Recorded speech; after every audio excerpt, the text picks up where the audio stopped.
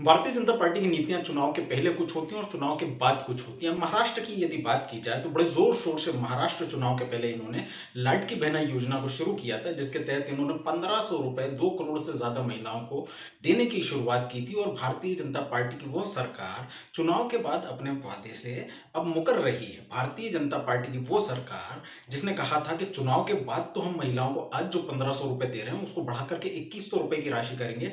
8 लाख ऐसी महिलाएं हैं जिनके लिए ये राशि 1500 रुपए से घटा करके केवल 500 रुपए कर दी गई है।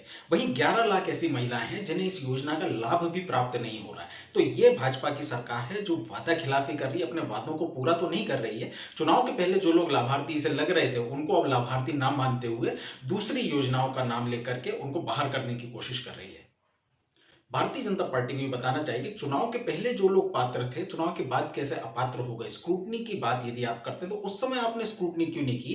पहली तो बात यह कि आपको कोई योजना चुनाव के पहले लागू नहीं करनी चाहिए। आपको चुनाव के पहले या दूसरे वर्ष में आप लागू करेंगे तो पूरे 5 साल उस योजना का लाभ लोगों को मिलेगा।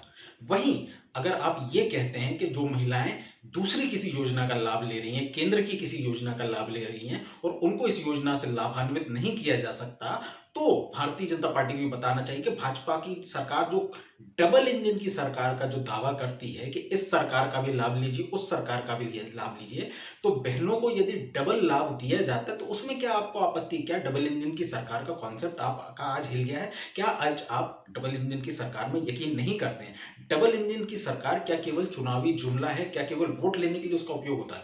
तो भारतीय जनता पार्टी को चाहिए कि जो आपने वादे किए थे 2100 रुपए की राशि दे, साथ ही साथ जो महिलाएं जिनके नाम काटे गए उनका नाम वापस डाले, साथ ही साथ ये जो राशि 8 लाख बहनों की 1500 से 500 कर दी गई है इसको बढ़ा करके 2100 रुपए करे और अपना जो चुनावी वादा किया था उसको निभाए।